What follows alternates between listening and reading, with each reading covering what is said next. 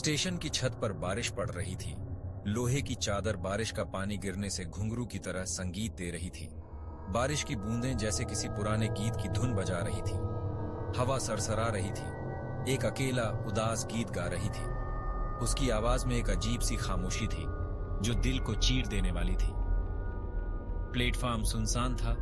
एक टिमटिमाते बल्ब से रोशन था जो लंबी नाचती हुई परछाई डालता था।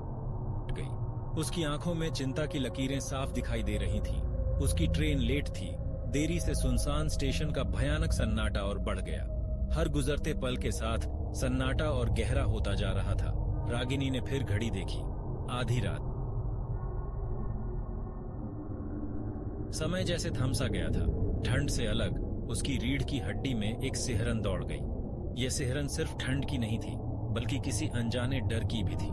उसे अकेले यात्रा करने की आदत थी, लेकिन आज रात कुछ अलग था। हर आवाज, हर परछाई उसे और बेचैन कर रही थी। तूफान, सुनसान स्टेशन, दमनकारी अंधेरा, इन सब ने मिलकर एक अशुभ माहौल बना दिया। ऐसा लग रहा था जैसे कोई अनहोनी होने वाली हो। जैसे ही वह स्टेशन मास्टर के दफ्तर की गर्मी में शरण लेने वाली थी, एक दूर की गड़गड़ाहट ने उसकी ट्रेन के आने की घोषणा की। उसकी उम्मीदें फिर से जाग उठी। रागिनी के ट्रेन में चढ़ते ही राहत की लहर दौड़ गई। जैसे ही उसने ट्रेन के दरवाजे को पार किया, उसे लगा कि उसने एक बड़ी बाधा पार कर ली है। डिब्बे की जानी पहचानी गर्मी चुभने वाली हवा से एक स्वागत योग्य बदलाव थी। बाहर की ठंडी हवा से बचकर ट्रेन का आरामदायक माहौल उसे सुकून दे रहा था। ट्रेन आश्चर्यजनक रूप से खाली थी। दूसरे यात्री कम और बिखरे हुए थे। यह खालीपन उसे एक अजीब सी शांति दे रहा था, जैसे वह अकेली ही इस यात्रा पर निकली हो। अपने लिए एक बर्थ ढूंढते हुए वह इस उम्मीद में बैठ गई कि स्टेशन से उसका पीछा करने वाले अशांत माहौल के बावजूद उसे कुछ नींद आ जाए। उसकी आंखों में थकान और उम्मीद दोनों झलक रहे थे। ट्रेन की लयबद्ध आवाज ने उसे हल्की नींद में सुला दिया। ट्रेन की धीमी गति और आवाज ने उसे एक अजीब सी शांति दी। उसने स्टेशन के बारे में सपना देखा। हवा बांसुरी की तरह गरज रही थी और स्टेशन का माहौल धुंधला और रहस्यमय था। परछाइयां खींच रही थीं और विकृत आकृतियों में बदल रही थीं। यह दृश्य उसे और भी बेचैन कर रहा था। वह एक झटके से उठी। उसका दिल तेज हो रहा था, जैसे उसने कोई डरावना सपना देखा हो। उसके शरीर पर ठंडा पसीना चिपक गया था। उसने अपने माथे से पसीना पोंछा और खुद को शांत करने की कोशिश की। रात होते ही ट्रेन खड़खड़ाती रही। केवल इंजन की लयबद्ध आवाज और हवा की उदास सीटी सुनाई दे रही थी। ये आवाजें उसे एक अजीब सी तसल्ली दे रही थीं, जैसे वह किसी अनजानी मंजिल की ओर बढ़ रही हो। जैसे जैसे रात बढ़ती गई, स्टेशन के बाद से रागिनी को जो बेचैनी महसूस हो रही थी वह तेज होती गई। वह देखे जाने की अनुभूति को दूर नहीं कर सकी, अन्यथा खाली डिब्बे में किसी और की उपस्थिति को। ट्रेन की हर चीख, हवा की हर आह ने उसकी रीढ़ की हड्डी में कंपकंपी भेज दी। वो क्या था? तभी उसने सुना एक धीमी सी हंसी, बच्चे जैसी, डिब्बे के दूसरे छोर पर अंधेरे से आ रही थी। उसका खून ठंडा हो गया। उसे यकीन था कि बाकी बर्थ खाली है। अपने डर को निगलते हुए वह धीरे धीरे आवाज की ओर मुड़ी। उसकी छाती में उसका दिल तेज हो रहा था। फिर हंसी आई, इस बार पास। उसके बाद गेंद के उछलने की स्पष्ट आवाज आई। रागिनी ने अपनी आंखों को मसला, अंधेरे को भेदने की कोशिश कर रही थी, लेकिन उसे कुछ भी दिखाई नहीं दे रहा था। उसके अंदर दहशत फैल गई।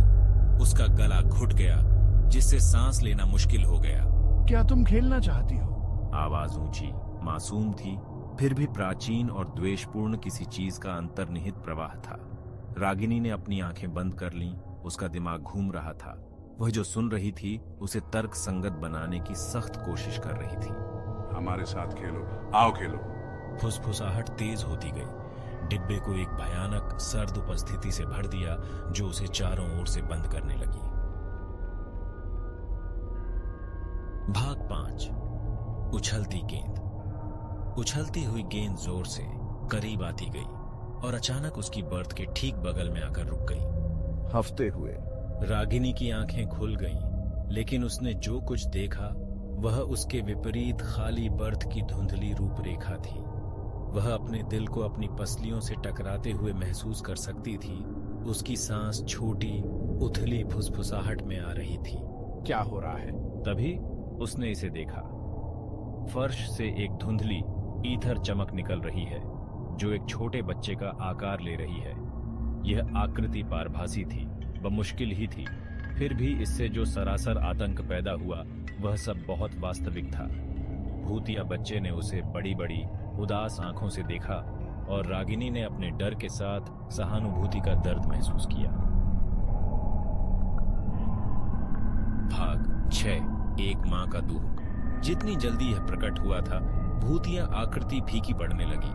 हालांकि उछलती हुई गेंद वहीं रही, धीरे धीरे आगे पीछे लुढ़कती रही।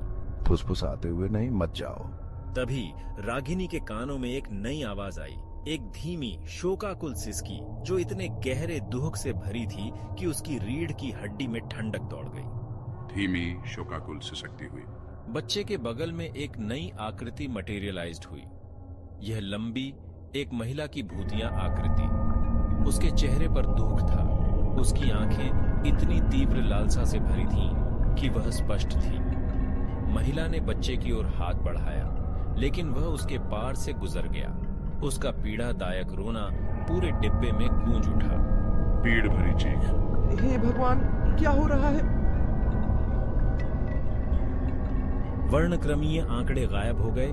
जैसे ही वे प्रकट हुए थे, रागिनी को उनके मद्देनजर कांपते हुए छोड़ दिया। उछलती हुई गेंद उसके सामने वाली सीट के नीचे आकर रुक गई। उसके आतंक के बावजूद जिज्ञासा ने डर के साथ संघर्ष किया। ये भूत कौन थे और वे इस ट्रेन में क्या कर रहे थे? अपने पूरे साहस को इकट्ठा करते हुए रागिनी उठी और सावधानी से गेंद के पास पहुंची। जैसे ही वह उसके लिए पहुंची, ट्रेन हिंसक रूप से लड़खड़ा गई, जिससे उसका संतुलन बिगड़ गया। वह विपरीत बर्थ के खिलाफ गिर गई। उसका हाथ ठंडा और सख्त किसी चीज के खिलाफ ब्रश कर रहा था। यह एक छोटी चमड़े की जिल्द वाली डायरी थी जो सीट के नीचे टिकी हुई थी। कांपते हाथों से रागिनी ने डायरी खोली। पन्ने फीकी स्याही से भरे हुए थे। लिखावट सुंदर और बहती हुई थी। यह एक युवा मां और उसके बेटे की कहानी थी जो कई साल पहले इसी ट्रेन में यात्रा कर रहे थे। वे महिला की बीमार मां से मिलने जा रहे थे। उनके दिल आशा से भरे हुए थे। अरे, ये उनकी कहानी है। त्रासदी तब हुई जब ट्रेन पटरी से उतर गई, जिसमें कई यात्रियों की जान चली गई, जिसमें युवा लड़का और उसकी मां भी शामिल थी। एक अस्थिर हाथ में लिखी अंतिम प्रविष्टि मलबे में अपने बेटे के लिए मां की हताश खोज के बारे में बताती है। हर गुजरते पल के साथ उसका दिल टूट जाता है। जैसे ही रागिनी ने आखिरी प्रविष्टि पढ़ना समाप्त किया, मां और बेटे के भूतिया चेहरे उसके सामने आ गए। इस बार कोई डर नहीं था, केवल एक गहरा दुख था जो उनके वर्णक्रमीय रूपों से निकलता हुआ प्रतीत हो रहा था। छोटा लड़का रागिनी की ओर गेंद बढ़ाए हुए था। उसकी उदास आंखें विनती कर रही थीं। अरे तुम बेचारे। रागिनी को समझ आ गई, भूत उसे नुकसान पहुंचाने के लिए नहीं थे। वे फंस गए थे। उनकी आत्मा को शांति नहीं मिल रही थी। मां अपने खोए हुए बेटे के साथ फिर से जुड़ना चाहती थी और लड़का बस चाहता था कि कोई उसके साथ खेल सके। एक गहरी सांस लेते हुए रागिनी ने वर्णक्रमीय बच्चे से गेंद ली। उसकी आंखों में एक अजीब सी चमक थी, जैसे वह जानती हो कि यह क्षण कितना महत्वपूर्ण है। जैसे ही उनकी उंगलियां छू गईं, उनके बीच ऊर्जा का एक झटका आया और भूतिया आकृतियां झिलमिला उठीं। उनके रूप और अधिक ठोस होते गए। ये एक ऐसा क्षण था जो समय में स्थिर हो गया था। मां के चेहरे पर शांति छा गई और छोटा लड़का पहली बार मुस्कुराया। यह मुस्कान एक वादा पूरा होने की निशानी थी। धन्यवाद। उसकी आवाज में एक गहरी कृतज्ञता थी। धन्यवाद, मां फुसफुसाई। उसकी आवाज कृतज्ञता से भर गई। यह एक ऐसा क्षण था जिसे वह कभी नहीं भूल सकती थी। आपने हमें वह शांति दी है जिसकी हमें लालसा थी। यह शांति अब हमारे साथ हमेशा रहेगी। और इसके साथ ही भूतिया आकृतियां फीकी पड़ गई। केवल चमेली की हल्की गंध और एक बच्चे की हंसी की गूंज पीछे छूट गई। यह एक नई शुरुआत का संकेत था। रागिनी गेंद को पकड़े हुए पीछे बैठ गई। उसके गाल पर एक अकेला आंसू लुढ़क गया। यह आंसू उसकी भावनाओं का प्रतीक था। वह तब जानती थी कि वह ट्रेन में सवार भूतों और उन्हें शांति पाने में मदद करने के अपने वादे को कभी नहीं भूलेगी। यह वादा उसकी आत्मा में गहराई से बसा हुआ था।